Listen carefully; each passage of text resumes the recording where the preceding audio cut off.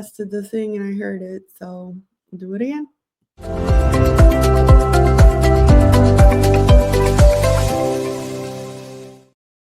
Hi everyone, welcome to another episode of Fr8 Marketing Gurus. Today we've got Tiana Schowe. Hi.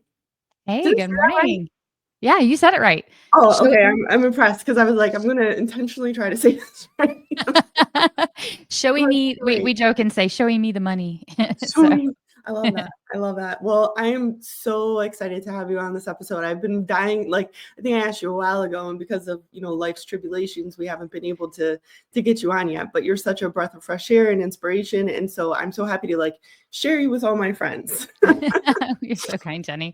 I would say the same about you. I have enjoyed getting to know you over the past couple of years for sure.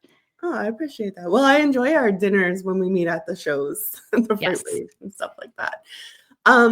So to get started, why don't you go ahead and do a little overview of who you are, where you're at. Tell us a little bit about meshVI. Yeah, absolutely. So I am the co-founder and COO of meshVI. Now, this is exciting. Are you ready for this? We are an insure ops that focuses on active policy operations. So I know everybody was like, oh my gosh, today I was hoping to learn about active policy operations. But all kidding aside, I have been in the insurance industry, transportation insurance industry for 20, I don't like to. years, just a couple. Yeah, just a few years. It's over 20. Yeah, I remember thinking, one day I'm going to be in the insurance industry for 20 years. And now that I'm here, I'm going, wow, why was I in such a hurry to get here? But nonetheless, have been focused solely in truck insurance my entire career. So I love transportation. I love insurance. And we built a solution that deals with all the boring stuff in between binding a policy and maintaining it throughout a term. And anybody who works in transportation knows that truckers are busy. They stay busy. And so they keep our platform very busy. So that's a lot of fun. And I live out in the country in South Carolina. Originally, I'm a surfer girl from Southern California, and you couldn't. Yeah, exactly. Now I'm in the mountains, and I keep bees and have a garden, and work in a software company. Just average everyday things. I know. I wish I had the talent you have and your ability to recite stuff, because you read a lot too.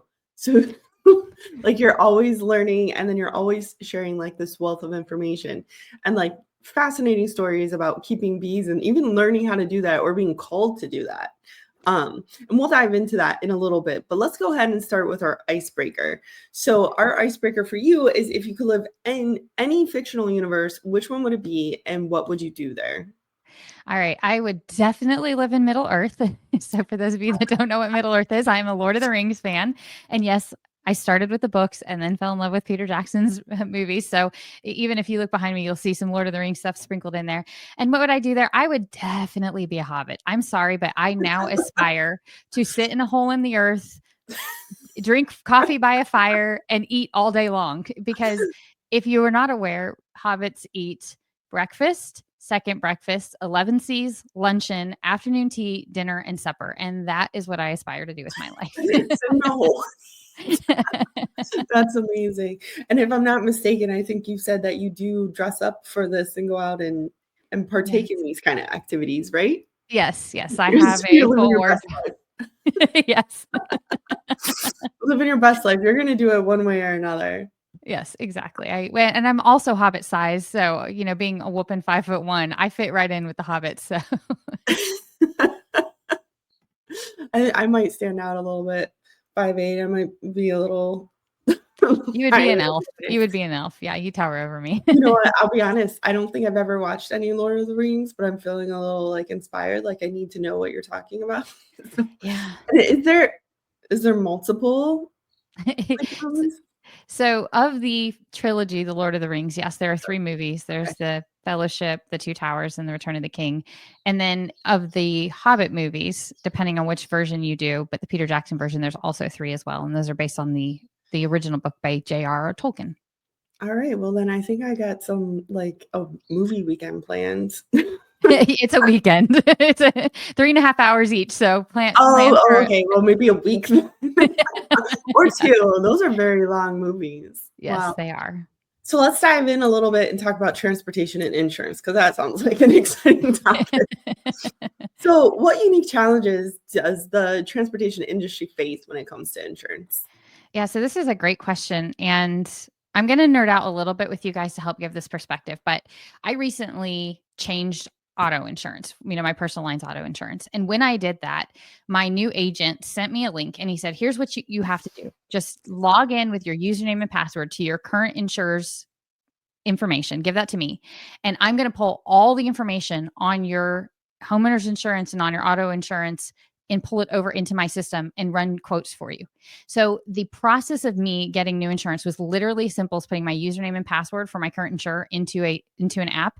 And my agent had all the information he needed. And the next thing I know, I get an auto sign for Travelers. I now have Travelers insurance, sign up for the app, boom, I'm good to go. That is where the personal lines world lives when it comes to technology. Commercial lines is so far behind that. It's painful. So if you were to talk to a trucker today who needs to go get commercial insurance, they have to go to their agent. They have to ask for their loss runs. And then they have to take those loss runs. They have to fill out a multi-page application, and it's very arduous and laborious. And then they have to submit that to their agent. Then their agent has to manually take that data and import it into several different quoting systems. And then they have to manually take all those quotes, give them to a motor carrier. Then the motor carrier has to decide which one they want. I could just go on, and the manual involved in that. You have to manually create a list of your schedule of your vehicles and your drivers, and you have to have every 17-digit VIN, perfectly articulated, and you have to have the right ACV for your physical damage insurance, and you have to know exactly how much cargo insurance you need. It is a big, laborious, and painstaking process. So in commercial lines, the challenge we face is that everything is siloed. There is no central core database. There is no way to connect systems. Most of it is still very manual. And this very archaic industry, that burden is placed on the motor carriers who are already busy trying to run a very complex business as it is. As you know, the logistics involved in simply managing a trucking company and then managing your customers and then dealing with all of the logistics of being a logistics Yeah. very cumbersome. And so part of the reason why commercial insurance is so expensive is because commercial insurance is not innovated in a very long time. You have some front runners out there, but the innovation just doesn't exist in the space yet. So you guys are kind of breaking new ground? Yes, we are actually a new product category. There's nobody who's really dealt with the active policy operations like we do. And right now, if you talk to any fleet who has a monthly reporter, they have this manual process they have to go through where they update an Excel spreadsheet every month with their schedule of vehicles. And then that Excel spreadsheet has to go to an agent who then has to manually go through all of those 17-digit bins and see which changed from what month to the next. And then that's manually emailed to an insurance company. And then there's a manual reconciliation process. It's very, very, very archaic, and we're automating. I can imagine that some stuff kind of falls through the cracks in the sense that, like, in the time it took you to do these manual processes, something happened that, like, now this truck was not insured, and that's a big issue. Yes. It Yes. was in an accident. So does that sort of stuff happen? All the time. And so because that happens so commonly, insurance agents have to have very expensive insurance called E&O policies, and that's for their errors and omissions. And in fact, one of our clients who's an agency principal said to us, I can finally sleep at night because I kept trying to figure out, how do I solve for the very thing that you just described? Miss things in emails, or something happens in between this email and that thing happening. And because it lives in so many different places and it's such an archaic means of transferring data. And it's a to your point, there's also a lot of issues with it. When you're trying to calculate 17-digit VINs in an Excel spreadsheet, you're going to make mistakes. So we actually, yeah.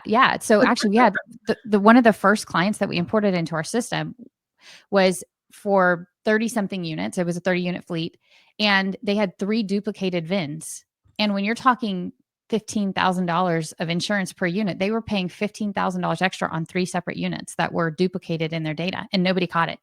And so it's expensive. All of this lack of innovation and efficiency, that cost falls back onto the truckers. And when they complain about their insurance premiums, they're justified in doing so because they're partially paying the cost of inefficient insurance, the inefficient insurance process in general. So how is tech evolving that? How is tech helping with the freight and logistics insurance space? Yeah, well, that's a big question, and there's a lot of different ways I could answer that. It's there's how is it, and then how should it are 2 different things too. Where's it at now, and where's it going? Yeah, where it's at now is you have a lot of insurance companies who are creating their own portals to try to solve this problem. And I applaud their innovation. The problem is that you're introducing 1990s technology in 2025. And so, yes, yay, congratulations, you built a portal for your client.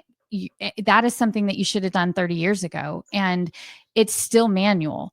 But I'll give you an example of a company that I saw that was just unbelievably innovative. And the company is called LogRock, and they had a compliance software. They've now kind of pivoted towards an insurance agency. But when they first showed their software to me, they were able to take the DOT number, and then you signed in with your ELD data and pull everything into their system in a matter of a few minutes. And so motor carriers didn't have to manually enter all this data because it already existed in another system. They were able to streamline it in, pull it in, and now you have all the data in your DOT, you have all your ELD data. So you have your vehicle schedule, your driver schedule automatically pre-populated. And then they were able to take that and do a compliance review of your data. So there are ways that we could innovate this and streamline this. It's just, there are very few companies who are approaching it that way. Now you have companies like Nirvana and HDVI who are, what they are is they're insurance providers. They're not insurance companies, but they act as an insurance company. They have an insurance company backing their program behind them. And they're trying to innovate in ways by doing usage-based insurance, meaning they're using your ELD data to help determine how much you actually drove and what risk you actually had. So you're not paying a blanket premium.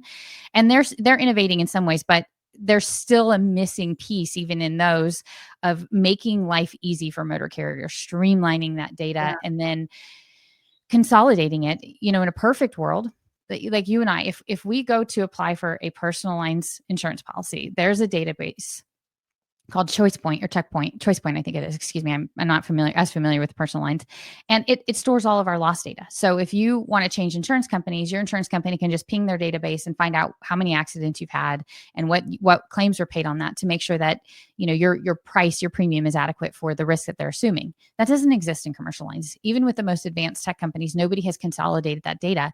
And so that burden then falls onto the motor carriers to consolidate their loss information and provide that.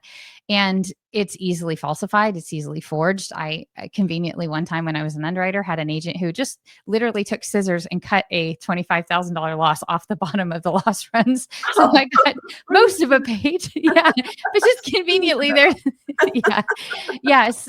So, so it's still fundamentally broken. There are some ways we could do this, but it's going to take the insurance industry coming together in a bigger picture and saying, all right, we're going to decide to be better for the industry as a whole. While some innovators can come in there and challenge that, there's going to have to be some concession by the big players at some point in time where they say, okay, I'm willing to share my loss data to a core database because it's going to be beneficial to everybody. Everybody's so protective of their data, especially in this industry. Everybody is so protective. And that's going to be a hurdle to get over for fleets to share accident reports. Mm-hmm. Because, and I think it's because of the way media treats it and blows it up and spotlights it, and trucking's so horrible and this accident happened, and I always feel like, and I've heard this from multiple people, some different stories, where it doesn't matter if the truck was driving in its lane. If a car crossed the lane and hit them, the truck is liable. And it's just crazy. It is just crazy how much onus is put on the fleets. And I don't blame them for wanting to protect their data, because I don't know. Does anybody know how many accidents on average for a fleet size of 50? Yeah. So each individual insurance carrier, has that data, and they can compile it for their book of business. But when you're looking at an insurance company's book of business, and that's the terminology we use to describe the insureds, the accounts that you insure, it's going to be somewhat homogenous in that you select who comes into your account and who doesn't. And so your book of business is not going to reflect the industry as a whole. It's going to reflect what you've allowed into your book. So it's somewhat cleansed in that perspective. So you're not going to have a holistic perspective, but you're 100% right in the fact that there is data that does have to be protected. And that's like the DOT data when these are non-adjudicated violations. In other words, a DOT officer can slap a, motor carrier with a violation that doesn't have to go through the typical process to validate whether or not it was a justified, violation or not. Like we have to, if I get a speeding ticket, I can pay it, which admits guilt and I pay it and I move on, right? Or I can go before a judge and I can say I was not speeding, and And I still pay it. yeah, right. And so that goes from a violation to a conviction. You don't have that same process with the Yeah. FMCSA regulation. So I completely agree with you because, unfortunately, what happened, and when you follow the legal world, you had a lot of these plaintiffs' trials attorneys who were making a lot of money with medical malpractice. And then when we passed medical malpractice tort reform in our country, they just switched over to trucking. And because they looked at the $1 million limits in the deep pockets and they said, okay, now this is an area for us to go after. So when I work with defense attorneys, there's some amazing defense attorneys in the trucking industry. My favorite is Momar Law with Rob Mosley and his business partner, Fr8 Marketing. And that's all they do is specialize in defending trucking companies against these things. And when they tell me the horror stories of what these trial attorneys are going after, I mean, look, they're taking advantage of people who, like you said, whose vehicles have touched a truck. Doesn't necessarily mean the truck was negligent or liable in any way. Right. Yeah. Right. And yeah, Like I'm driving down my side of the highway and a car crosses the berm and I hit it and it's my fault. And I can't even remember, the whys. And then there's like, you hit the back of the truck and there's that bar there and they're not actually regulated for going 55 plus miles per hour. They're only regulated for 35, but like the chances of it happening, there's just so much risk. And then to actually put a bar in that is high enough costs astronomical amounts of money when you look at the whole fleet. So and this is just one component. There are so many different aspects of what can go wrong and why you need insurance. But how do rising insurance costs impact the freight industry, and what strategies can businesses use to mitigate them? Yeah, that's a great question. If you were to look at just, kind of the balance sheet or the budget, I should say, is probably even a better number of motor carriers, one of their biggest line items is insurance. It's very, very expensive for them. And so they're constantly balancing the cost of maintaining insurance plus maintaining their fleet plus training plus driver retention. There's a lot of balls that you're juggling in the air as a motor carrier. And so the cost is a significant part of the operating cost and a significant part of what they have to build into, their freight charges. Yeah. How do they mitigate that a little bit? In other words, how do they reduce those costs? Well, they all know the basic principles. Train your drivers well, have a good, solid driver training program. I know that's hard to do. It's easier said than done because drivers don't like to be told what to do. I mean, they're road captains. Right, exactly. Like, I've been driving for 30 years. Who are you to tell me what to do? But the reality is there are strategies that you can do to help your drivers make better decisions in general, and then make better decisions if they are involved in a loss.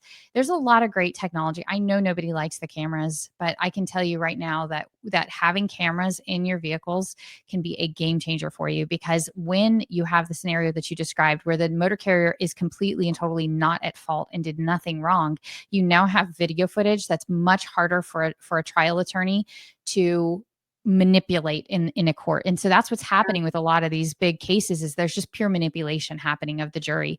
And so the jury isn't dealing with the facts and the law. They're dealing with the emotional manipulation that a good trial attorney has put together. And it's basically a theater. So having those cameras, training your drivers, maintain your vehicles. Don't mess around with that. Keep your tires, keep the tread on your tires, right? Make sure your brakes are well operating. Make sure your drivers are doing that pre-trip inspection.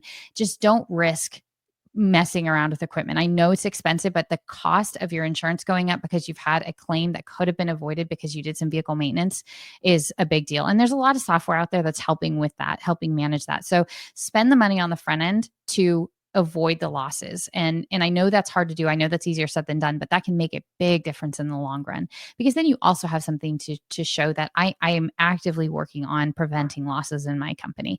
And I can tell you right now, talk to drivers who've been involved in serious crashes. It impacts them for life.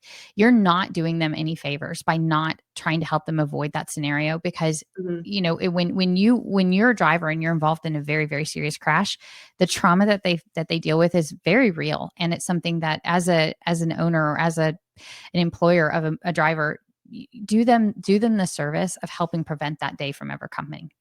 Yeah, no, That's really smart. I've heard a couple stories of drivers who are just absolutely devastated because it was not their intention, and they were found guilty. Mm-hmm. You know, they're not out there just trying to run people over. And like Mm-hmm. in many scenarios, they tried to do everything they could to avoid it, and something malfunctioned or something happened that, you know, was out of their control. But you know, going back to the cameras, a lot of people think it's Big Brother. Like, oh, you want to watch me do my job. It's really not about that. Mm-mm. Like, you are operating how much do these trucks weigh?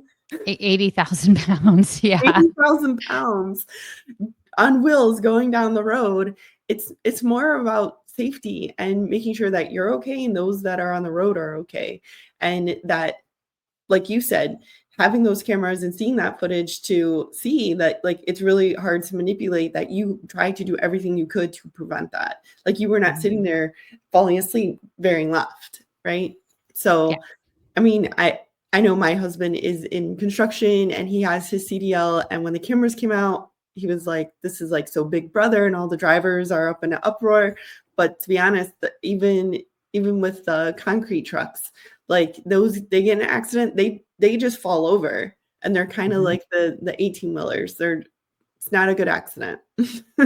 No, no. Well, and we've all seen those crazy Uber videos where the Uber driver has the passenger facing camera and the driver facing camera. And how many times has that saved an Uber driver when you have just a crazy person? A So crazy person in the back seat. right, right. And the same is true when there's a crazy person on the road in front of you that behaves erratically and causes you to get involved in a crash. And you now have video evidence to prove that you did nothing wrong, just like these Uber drivers have video evidence to prove this cray got in my car. Great guy. Oh my God. Next thing you know, Yeah. this one video where it was some kids and they were in a car and they pulled up and they slammed on their brakes, and then they got out and started complaining of like pains and that car had hit them. And the footage shows the car just coming to a complete stop and these people getting out like, ow, and they weren't even hit.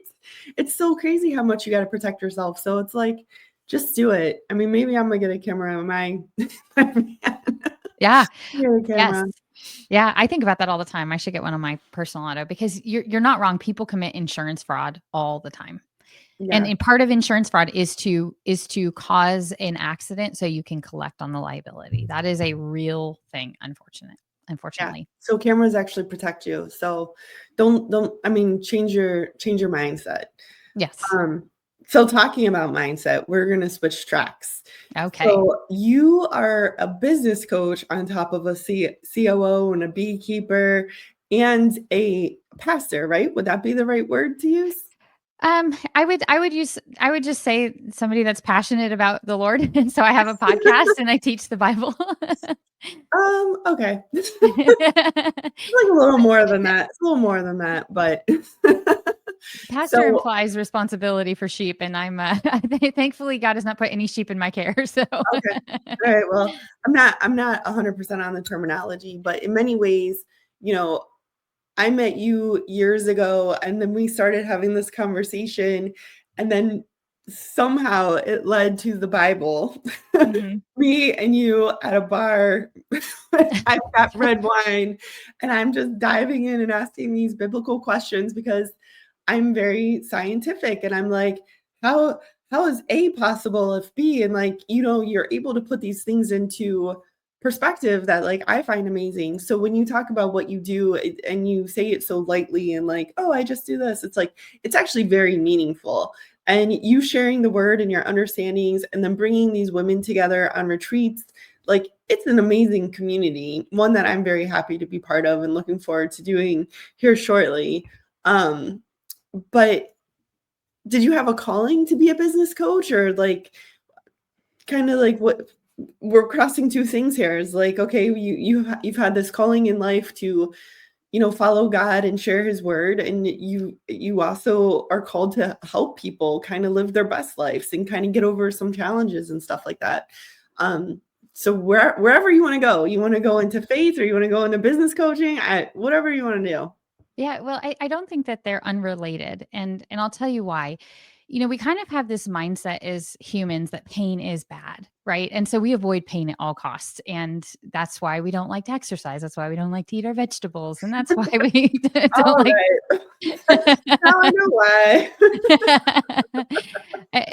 We don't like to do hard things, but what's been amazing is I have had a lot of hardships in my life. I've had a lot of pain in my life, and that's very human. Every human does. We go through hard things, and I think that's part of our pain aversion. Is when you've been burned one time, you don't want to be burned again, right?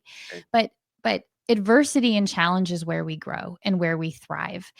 And what's beautiful about being a Christian is when, first of all, you understand that Christianity is true. And that's a big statement to make, right? Because we live in a world that asks the question, is truth subjective? Is there such thing as truth?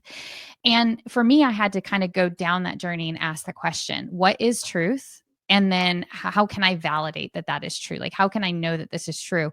Because Christianity makes a lot of very strong truth claims. Jesus explicitly says, I am the way, the truth, and the life, and no one can come to the Father except through me. So when you have this very strong truth claim, I felt like I had a responsibility as a thinking, breathing, intelligent, rational human being to question that. Like, is that true? And I went through a long journey of that. And when I did the scientific research, and you and I talked about this, talked about the fact that the new atheist movement, which was, promulgated by Richard Dawkins, and then, you had Sam Harris, who also wrote several books on that front. And I'm familiar with their works. I've actually even read Sam Harris's book, Letters to a Christian Nation. When that kind of new atheist movement came onto the scene and began to dominate in the scientific realm, what you had happen when you understand the politics behind that is you now have this kind of shielding of this idea that we cannot let a divine foot in the door. And this is a quote directly from a scientist. And so you had this kind of culture that exploded around the scientific community that said, we can't even entertain any idea that could have any divine explanation. They called it the God of the gaps theory, is kind of how they addressed it. But the problem is that when you look at the scientific community, 40% of scientists are actually professing Christians. So you couldn't silence another large portion of the scientific community that said, well, wait a minute, how do you explain all of these things? And actually, one of my favorite things when you're talking about science and understanding and reconciling all of this is the saying that when scientists are out discovering everything, when they finally arrive to the truth, there they find the philosophers who've already been sitting in that space. And so the idea behind this is that philosophy actually addressed a lot of these questions of origin and the beginning of time and God and all of these things, thousands of years ago, and the science is just catching up. And really it was this concept of the first unmoved mover that was teased out through philosophy. And what, essentially what that was is understanding that something had to create everything. Everything did not come from nothing. Right. So that basic principle was already teased out through philosophy, that in the beginning of time, there had to be the first unmoved mover, and then everything else from there is a ripple out from that. And so you either have to believe that the universe came from nothing, or you have to believe that there had to be a creator. And when you tease back every philosophy, what dominated science up until recently, back in the Middle Ages and before we had a full understanding of certain things, the way that the first and second law of thermodynamics and how they work, what dominated science in that realm was this mindset that the universe was eternal. And so therefore they could justify that it came from nothing because it was eternal. But we know for a fact that the universe cannot have been eternal because of the first and second laws of thermodynamics. So I won't delve in much more into it than other than to say that the science does not disprove Christianity. In fact, it's the exact opposite. When you dig into it and when you peel back the political layers that have covered up and obfuscated the actual truth, what you'll find is things like the fossil record does not support the evidence of, or the theory of evolution from one species to another. You will not find fossils that support that. What you see is the fossil record shows each species according to its kind, and in microevolution within a species, but not macroevolution, meaning one species evolves to another. So when you begin to look back and you peel that layer, then now you have to say, okay, now I understand that something had to create all of this. Right. So who is that? And how do I know that it's the God of the Bible? And then you test the Bible. And what's amazing about the Bible, and I could talk about this for hours. And Wesley Huff was recently on Joe Rogan's podcast, and he's one of the foremost experts in this because he's a PhD. I'm just an amateur that loves the Bible. But when you really test the Bible, you test the archaeology, the geology, the history in it. It's just nobody's ever been able to disprove it. Now you have these what we call the self-leaking ice cream cone, which is the higher critical scholarship that has a tendency to quote itself in circles to try to hold on to these theories where they've disproven aspects of the Bible. But when you peel that back and you go back to the core, you realize that they're all just quoting each other and they're not actually quoting scientific facts. So, the higher critical scholarship even falls apart when you begin to pick it apart. But when you just look at the history and you look at the archaeology and you look at the stories in the Bible, they're true. And the Bible is true. And there's been thousands of years of people trying to disprove the Bible. But not only has the prophecy that the Bible has said was going to come true, not only is the archaeology and the history and everything in it true, but for those people who truly have had an encounter with the Lord and know Jesus, know that there's a life-changing thing that happens, that there's only one way to explain it, and that is that God is real and that Jesus is who he said he was. So to tie all that back together to coaching, when you look at the broken pieces of my past, what God has done with them and how he has healed me and how far he has brought me and how he has changed me and what he's redeemed in my life, your heart changes. And God changed my life in a way where my passion is helping people. My passion is taking people from where I was and hoping that I can let God do the same thing in their life, or watch God do the same thing in their life that he did in my life. And so loving people, serving people, I mean, that's what Jesus taught. He said that the two greatest commandments are love the Lord your God with all your heart, mind, soul, and strength, and then love your neighbor as yourself. And love in the biblical sense, we have this messed up version of love in the world out there where that love is love. And what that message conveys is that loving people is giving them what they want. But that's not what the Bible says. Loving people is sometimes telling them the hard things that they don't want to hear.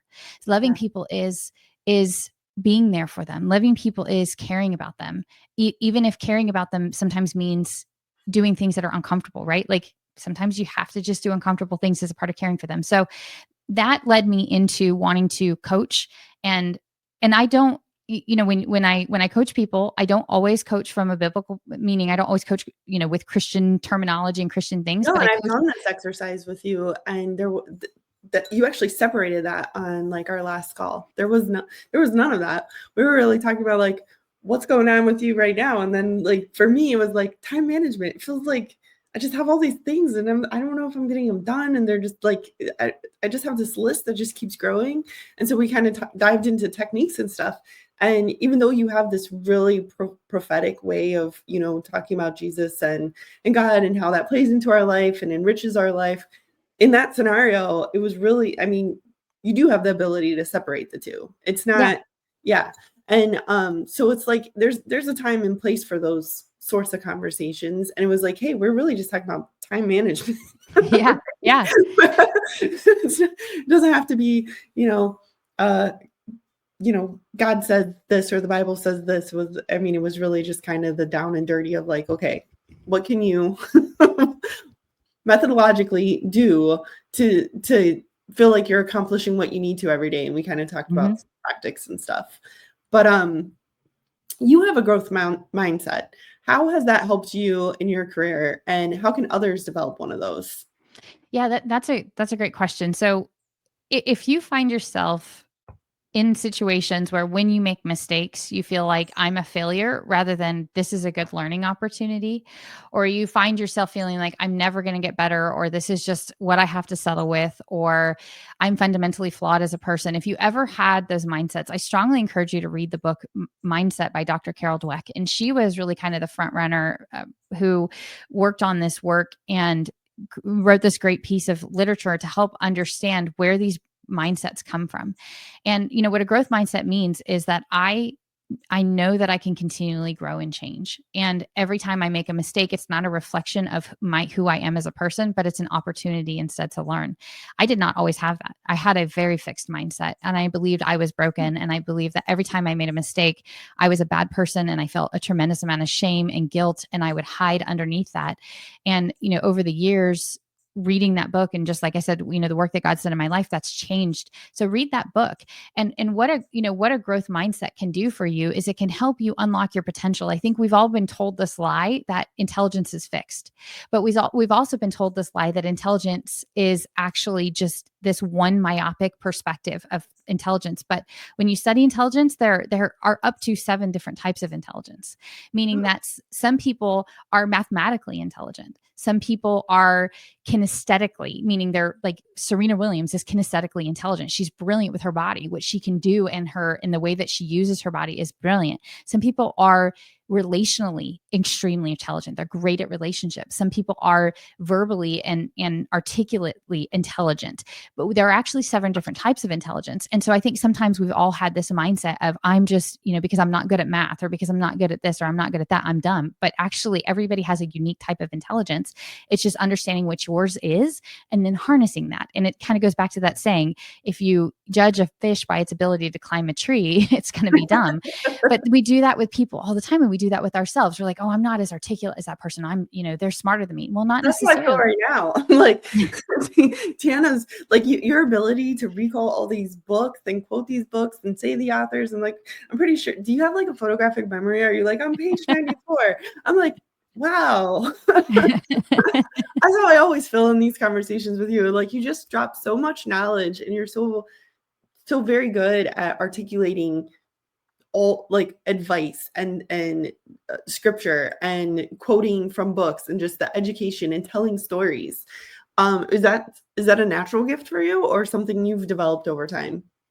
I would say it's my natural form of intelligence that I built it. Like you said, I read a lot. I enjoy it. I enjoy talking. I enjoy speaking. I do several podcasts, so I teach regularly to practice that skill. But if you were to put me in front of a piano or a guitar or a violin, you would run and beg for mercy. So you're not musically inclined. No, not at all. But there are a lot of things I'm not good at. And that's the thing, is that I think sometimes we try to be the jack of all trades, and we feel like failures, but it's accepting what I'm good at and what I'm not good at. And then what I am good at, I'm going to work really hard at becoming better at. And what I'm not good at, I'm just going to let fall by the wayside, or find somebody who's better than me at those things. And that's what life's about. We don't have to be good at everything. And we should stop judging ourselves and judging others based on an unrealistic expectation. Yeah. So what's one thing you wish you had known when you were first starting your career? Yeah, I think it goes back to what we were just talking about, which is that making a mistake doesn't make you a bad person. It's a learning opportunity. And so I wish if I could go back and coach my younger self, I would say, just keep a beginner's mindset always. View the world with curiosity. The more curiosity you have, the more intelligent you're going to be. And I know that seems backwards, but when you remain curious about the world, you're constantly learning. And when you're learning, you're growing. And so that keeping a curiosity about everything about you and not feeling the need to know everything, there's freedom in that, but it's also how you're actually going to become intelligent and tune in your skill. When you lose curiosity, you stop growing. Yeah. So you think curiosity equals growth mindset? Just be curious? I think it's one of the big underliers of it. Yes. And actually one of the best books to read on that is Ask Powerful Questions by Will Wise. And if you want to rock your world and change your thinking, read Ask Powerful Questions, because what he does is he just breaks down how important it is to remain curious and then how to practice the art of curiosity. And I can tell you what, the world comes alive in a whole different way when you are curious about everything, because there's so much in the world around us that we just take for granted because we're so busy about our lives. When was the last time you walked outside and looked at the spring flowers? I can name to you 6 or 7 different flowers that are blooming right now, and what color they are and what size and shape they are, because I take the time to be curious about everything. What in your immediate yard is edible? Have you ever thought about that? Like, what could you forage? What could you not forage? There's so many things around us to be curious about that we miss because we're so busy just working through life and going through the minutia. And the world is so big and beautiful. Well, when you say that, I'm like, my question is, when's the last time I've been outside? Flowers? Are they here yet? My peach tree bloomed. I've got peach blooms. So nice. No, you say that, I'm like, I feel like I haven't even stepped outside, and like we're actually getting warmer air. And it's like, just go take a walk and explore. And if like I live in a development, so we don't necessarily, I can't grow anything in my yard and forage, but go somewhere where you can, like go walk in the woods and take a hike, like connect with earth. Like I feel like we stopped doing that. And there's so much re-energizing that happens when you do that. Yes. And I would challenge you, if you have dandelions, now keep in mind that there's false dandelions, but if you have dandelions, it's an edible food in your yard. I don't treat my yard for weeds because there's a lot of reasons, but dandelions are great. You can take them, you can roast the roots, and you can use the greens for salads, and you can take the flowers and you can make a tea out of them. And it's actually really great for your liver. So dandelion is something that we look at as a weed, but there's actually a ton of nutritional value in a weed. And that's what I'm saying. Like, we've lost curiosity. I bet most people don't realize how beneficial what health benefits you can get from a dandelion. And they are actually the first to bloom this time of year. So the false dandelions aren't blooming. So, anyway, I could go on 1,000 different tangents on I know, but I love it. I love it. I'm like, I didn't even think about this. I got dandelions. Yeah, that's my point. Ones, right? I know I get those ones. So, I'm saying like, oh, I don't remember the last time I went outside, looked at a flower. Do we have flowers? And it comes down to time. And so I kind of want to talk about time management. Like, you make the time to do these things. Do you like plan that out, or is that like hey, every day at 5 we're like, kind of combining tasks, walking the dog, and hey, I'm going to look at the flowers, stop and smell the flowers. And that's like a saying, stop and smell the flowers. And I think like well, at least I know I stopped that. I'm like, I don't know where the flowers are. And so you got to find the beauty in life. So how do you make the time to find the beauty in life? Yeah, that's a great question. So it all comes down to priorities, right? I think the saying that really underpinned the biggest pivot in my life where I grew is from Jocko Willink, and that is discipline equals freedom. And I think we have this kind of backwards understanding of discipline. And so when I learned how to automate my life, meaning I just schedule, I know what my schedule is going to be all the time. And when you learn to do that and you take the burden of making decisions, what am I going to do right now? What am I going to do right now? Off of your plate because you've planned, then you have the freedom to operate within that. So to make time for nature, I have a very rigid morning routine. I walk every morning, first thing in the morning. And so I spend time in nature. On my lunch breaks, I always walk. And that's the way I end my workday. I go out for a walk. How do you avoid that pain, right? So we kind of going back to the pain. I don't exercise because that's pain. And so then you make those excuses, or you're just like, I'm just going to sleep 20 more minutes. That sounds more amazing than going outside and going for a walk. Cause like, that's my challenge right now is like, oh, if I just sleep, that's so nice. Yeah. Yeah.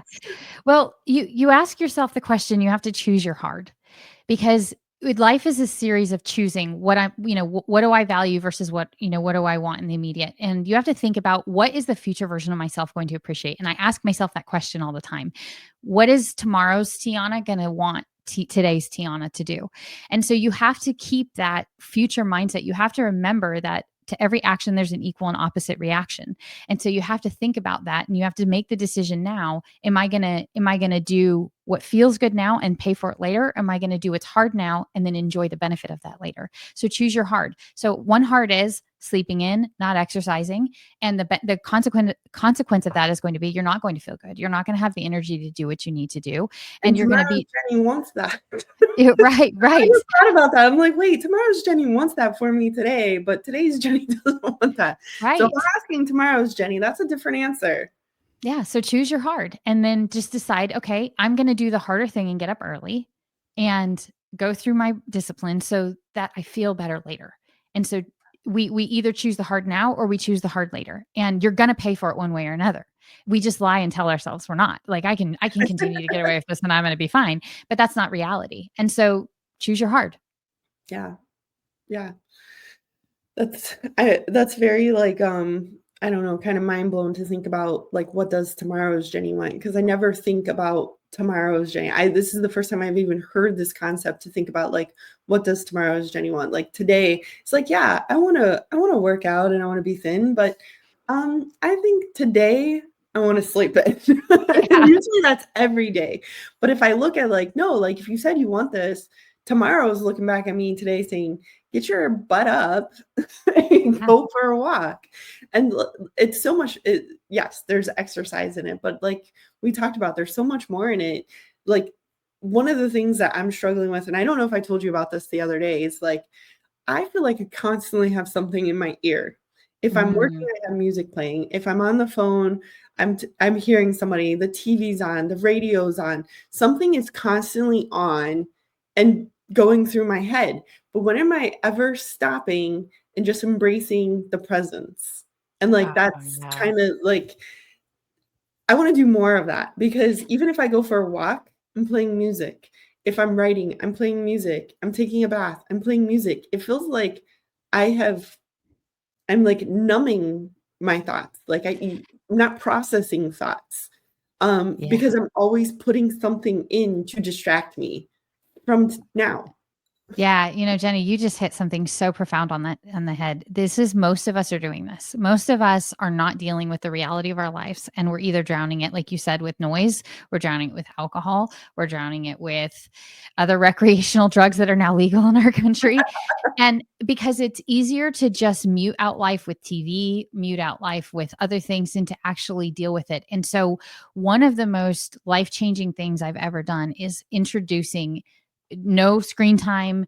My phone is not allowed in my bedroom, and journaling, because you will not grow if you can't look yourself in the mirror and deal with the reality of who you are and your life. You have to have the courage to do that. And it takes courage, because we're broken people. I mean, that's one of the most beautiful things about being a Christian, is recognizing I'm broken, but God loves me and he's going to restore me. But you have to be willing to look yourself in the mirror and say, what is the difference between my current self and my ideal self? If the best version of myself showed up for my life every day, what would that look like? And none of us ask that question, because we don't stop to think long enough. And so my morning walks are nothing.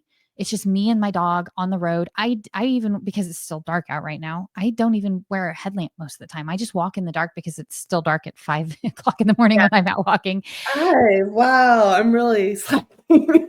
You're up at 5 and walking, and I'm definitely sleeping at 5. But no, and we talked about this the other day. Kind of scheduling time to think, to have like this free flow and think process. And so I put that on the schedule. We're going to try it next week. And it's just time to sit there with a notebook and just just throw it all up, put it all out there and solve for it, versus like, I feel like, if you don't take the time to think about it, you're just checking boxes. You're not necessarily moving the needle. Is this getting you where you want to go? What are your challenges? What are some creative ways for overcoming that, versus continually doing what you're doing and not producing the results? So like, that's something I'm working through right now, is like doing all these things, but I don't know that I'm actually doing anything. That should not be a question. If I'm doing all these things, then I should see the results. I'm not doing the right things. Exactly. And you have to do that self-evaluation. And there's some great journals that will guide you through, because I'm not a blank piece of paper journal person. I don't like that. I like being asked questions. So Clever Fox has a couple really great journals. They're $20-$30 on Amazon. Spend the money. Take 10, 15 minutes out of your day to stop and learn how to think and sit in silence and drown the noise and face yourself and embrace yourself, because every human being has some really amazing greatness in them, but only you can tease that out of yourself. Yeah. So, all right, what's next for you in meshVI? Any exciting developments on the horizon? We already talked about the new product category. How do we what's next for Tiana? Are we gonna get a new kind of beekeeping hobby, or like what do we got going on? That's a big question. With Mesh, we're just moving along and continuing to onboard new customers. And every time we onboard a new customer, we learn something new and get to advance our platform. So that's very exciting on that front. This year, I think I've shared this with you, and I'm not afraid to say it, over on live in front of anybody. But my baby sister, as you know, was diagnosed a few months ago with terminal brain cancer, and so my life has been reprioritized in a really good way. She's got 4 young children, and I have no children, so I I get the opportunity to spend a lot of time with my nieces and nephews right now. My sister's having another brain surgery again in a few days, just to kind of deal with some of the consequences of her first major brain surgery. So for me, it's about just maintaining balance in a time when things are a little bit unstable in ways that I can't control. And and just spending time with my sister, because we don't know what the future is going to hold. And so it's hard. It was hard at first, and it's still hard sometimes. I don't want to lie, but it's also given me perspective, and you learn to appreciate the people in your life in a whole different way, and you learn to reprioritize what really matters. And so in this season of life, what matters is spending time with the people that I love, and just serving my sister and supporting her in whatever way possible on her journey to, hopefully healing. There is no cure for her type of brain cancer. It's very, very serious. It's a category 4 astrocytoma, but we're a family of faith. And so we know that God is good, and there's whatever. some really cool like things working in the background that are Yes. creating opportunities for you guys and for her. And it's like that, like when you told me those stories, it's like, that is epic. The way things are like just happening and rolling out. So it's keeping optimism and faith and all that through the trials and tribulations.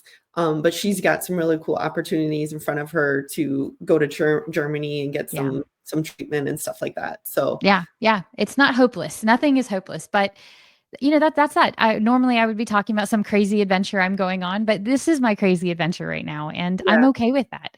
I'm growing a lot in this season. My family's growing a lot in this season, and I'm getting to hold babies in my arms, which is always so fun. So this past weekend, I had the kids all day Sunday to myself, and we went and played miniature golf and went to Big Air. And, that's what life is really about, is the memories. Those are the only things you can really take with you. So, yeah. And I just want to stop and recognize something you said, because you said, I get the opportunity to do this.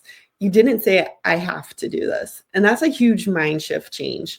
When you said, I get the opportunity to spend time with my nieces and my nephews and take care of them, instead of I have to do these things, that's like a mindset shift that like a lot of people, like it's even how you phrase things and say things to yourself. That's part of your mindset, right? And so that's something I had learned before. And when you were saying that, I recognize that, because many times I'll say, I have to do this. I have to go to the game. I have to pack lunch. I have to do this. When in reality, we get the opportunities to do these things. Yes. Not everybody has kids that play sports, has these. Like, these are all opportunities. And you need to really reframe how you think about what's going on in your life and appreciate it. Versus like, I have to do this. I have to drive here. One day you're not going to have the ability to do those things. Like, and I'm talking about like my children, right? Like, oh, I have to go to the tournament this weekend. It's like, one day I'm going to wish that I had to go to the tournament. I get to go to the tournament this weekend. And so I think that's like a really huge thing, and something that helps you stay positive and optimistic and have faith like you do in horrible situations. So yeah, 100%. And I'll tell you, just kind of the thing that made that come awake for me is I hate doing the dishes. I'm not going to lie. Like, this is like my least favorite household chore. I will scrub toilets over doing the dishes. And one day I was just griping about doing the dishes. And then all of a sudden, like, this image came to my mind of people in third world countries that would give anything to be doing dishes in my kitchen, that would do anything to have the food I have and have the kitchen that I have. And all of a sudden I had this like aha moment, like, why are you complaining about this amazing life that you have? So what? You have to wash the dishes. You have a refrigerator full of food, a pantry full of food. Yes, exactly. I have dishes. And once I realized that the things I didn't like to do in my life were coming from a place of ingratitude, like, that's changed everything for me. And now I get to do my dishes. Now I get to clean my house. Now I get to spend time with my family, because these are precious things in my life that I had no perspective on, and shame on me for all those years missing that opportunity to appreciate the beautiful life that I have. Not perfect, but but I can appreciate the broken pieces of my life, and that's all that matters. And we could do a whole episode on gratitude, because that is like, if you can focus on appreciating all that you have and you take that minute and celebrate that. Like, I had this really great conversation with Tiana. I'm so grateful for that. I had a really great cup of coffee, like even the small things, right? Mm-hmm. Or I get to do this, and like, really like having a gratitude journal, or not, if you're not a writer, I'm not, like, I don't write it down, but if I can recognize that during the day, I feel like there's such an abundance of it. You just have more and it's easier to recognize. And then you feel this almost euphoric state where you're just like, you feel so blessed and you feel like you have so much good in your life. And I know it's like, it's harder to do than say, because Mhm. every day we talked about this. Stop and smell the flowers. This is the same Yes, thing. Like, stop and appreciate all that you have, because not everybody does. And it exactly. can completely change your mindset. So I know you shared a lot of wisdom on this call, but what is some secret sauce? If you had to tell some, or you wanted to share a piece of advice that you have that's helped you be successful, or something you learned, that, like, just a tidbit that's not really well known, that you could share with the audience to say, hey, keep this in mind and this is going to keep you on path. Yes. So decision-making fatigue is real. You're going to come to a point, we've all been there, where we get to the end of the day and you're like, I don't even want to think about what I want to watch for TV because that's too much energy to figure out, like, what I'm going to turn on, right? Yeah. So automate your morning routine. Just come up with a schedule and do the same thing every day. Because what that will do is that will take all those decisions that you're making in the morning. What am I going to eat for breakfast? What am I going to be doing? Like, automate your morning routine. And then that will leave your decision tank fuller for the rest of the day. And then you won't find yourself getting to the end of the day exhausted and too tired to make basic decisions.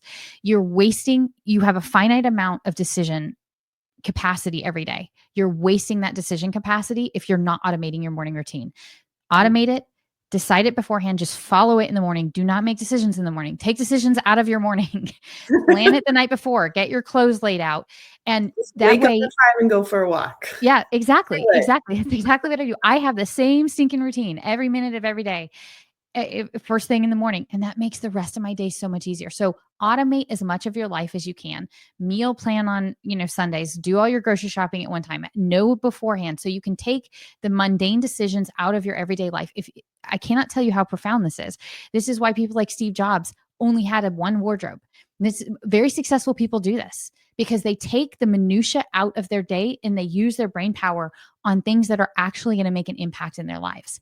And it sounds like extreme. It's not that hard to do, but the benefits that you will reap are life-changing. Yeah.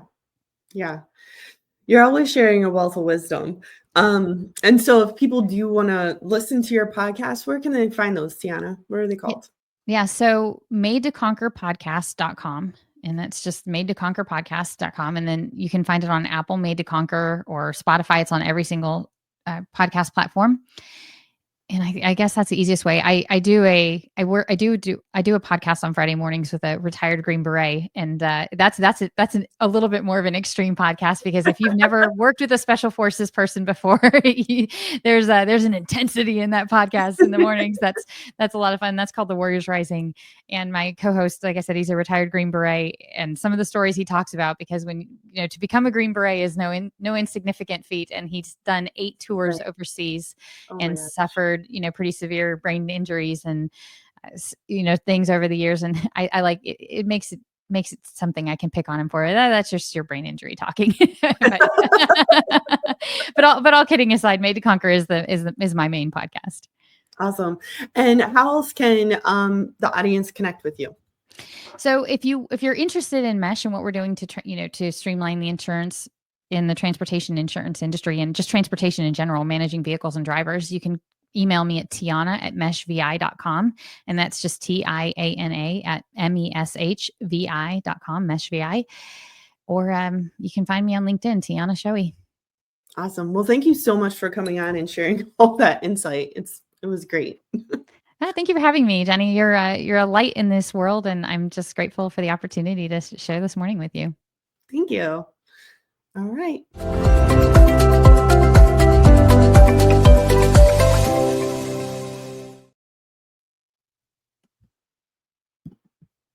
We did it. We went